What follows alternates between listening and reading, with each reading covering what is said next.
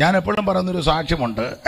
പാതിയപ്പള്ളി കുഞ്ഞവറാച്ചൻ എന്ന് പറയുന്നൊരു കർത്തൃദാസനുണ്ട്, ഇപ്പോഴും കൊണ്ട് ക്ഷീണമാണ് വാകത്താനത്ത്. അദ്ദേഹത്തിൻ്റെ വീട്ടിൽ കള്ളൻ കയറി. കള്ളൻ വർഷങ്ങൾക്ക് മുമ്പ്.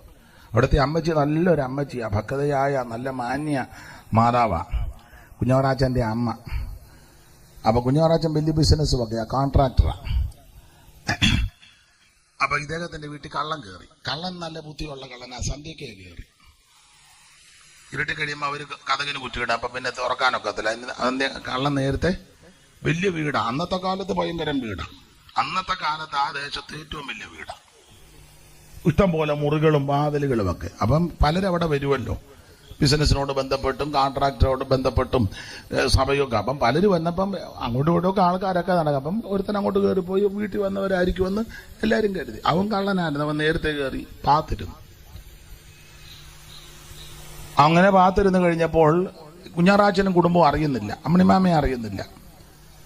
അതിരിങ്ക ജോർജ് സാർ എന്ന് പറയുന്നൊരു കർത്തൃദാസനുണ്ടായിരുന്നു, മൺമറഞ്ഞു. അതിരിങ്ക ജോർജ് സാർ ഭയങ്കര കൃപയുള്ള കർത്തൃദാസനാണ്.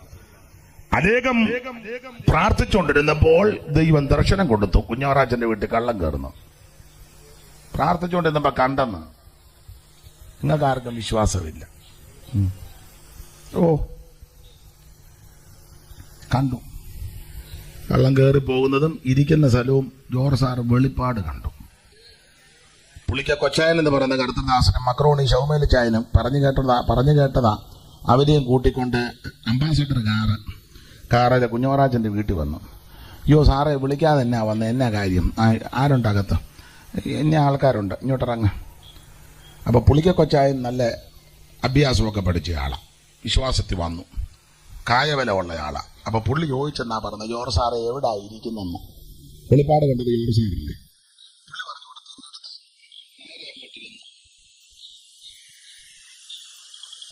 ഞാനിപ്പോൾ പറയുന്നില്ല, ഉപദ്രവിച്ചൊന്നുമില്ല കേട്ടോ. നിങ്ങളൊക്കെ തല്ലി പണം വരുത്തി എന്നായിരിക്കും ഒരു സുശേഷം പറഞ്ഞു.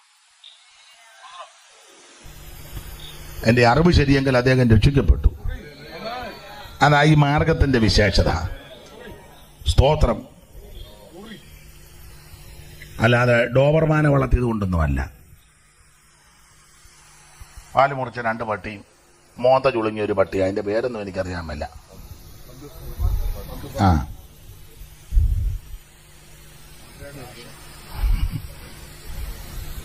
കണ്ടിട്ടില്ലേ? എത്ര ഈയിടെ ഞാൻ അങ്ങോട്ട് ചെന്നപ്പോ ഇങ്ങനെ നിൽക്കുന്നുണ്ട്. ഇവിടെ നിന്റെ വീട്ടിൽ ദൈവം ദൂതനെ ഇറക്കുമെന്നായി പറഞ്ഞത്. നിന്റെ സഭയ്ക്ക് ചുറ്റും ദൈവം ദൂതനെ ഇറക്കുമെന്ന്. നീ പാർക്കുന്നിടത്ത് ദൈവം ദൈവദൂതനെ ഇറക്കുമെന്ന്. ദൈവദൂതൻ ഇറങ്ങിയാൽ ഒരു ദൂതൻ ഇറങ്ങി 1,85,000 അടിച്ച് ശരിയാക്കി. ഈ ടൈപ്പ് ദൂതനാ നിനക്ക് വേണ്ടി ഇറങ്ങുന്നത്. എന്താ പട്ടിയുടെ പിന്നെ പാക്കോ?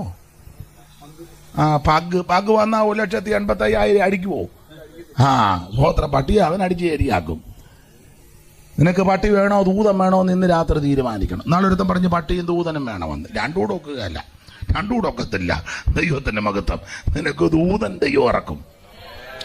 ലൂക്കോസിന്റെ സുവിശേഷത്തിൽ വായിക്കുന്നത്, ശക്തിയും ബലവുമേറിയ ദൈവദൂതന്മാർ പ്രാർത്ഥിക്കുന്ന ആരാധിക്കുന്ന ദൈവത്തിന്റെ പൈതലിന് വേണ്ടി ദൈവം ദൂതനെ ഇറക്കും. ദൈവത്തിന്റെ രഥങ്ങൾ 1000 കോടി കോടിയാ. അയ്യോ, എല്ലാവർക്കും കൂടെ ദൈവം ദൂതനെ വിടുമോ? അതിനും വേണ്ട ദൂതനുണ്ടോ? അയ്യോ, ഉണ്ട്. കോടി കോടി ദൂതന്മാരാ. കോടി കോടി ദൂതരുമായി യേശുരാജൻ വരുന്നേരം മരിച്ചവർ ഉയർത്തിയിടും, വിശുദ്ധന്മാർ പറഞ്ഞിടും. കോടി കോടി ദൂതരുമായി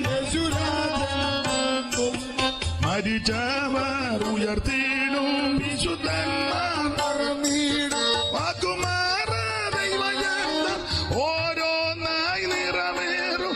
വാക്കുമാറ ദൈവജനം ഓരോന്നായി നിറവേറും. ഞാനും ചേർന്ന് ആനന്ദിക്കും എന്നെ യേശുവോടുകൂടെ. Hallelujah, hallelujah.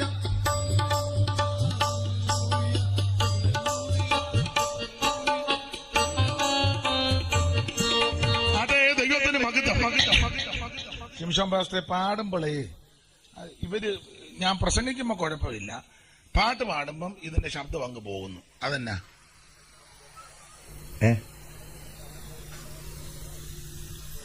ഏത് അതിലോ? അപ്പൊ ഇവരുടെ ശബ്ദം കേൾപ്പിക്കാതിരിക്കാൻ എന്നാ മാർഗം? എന്റെ ശബ്ദമല്ലേ കേൾക്കണ്ടേ?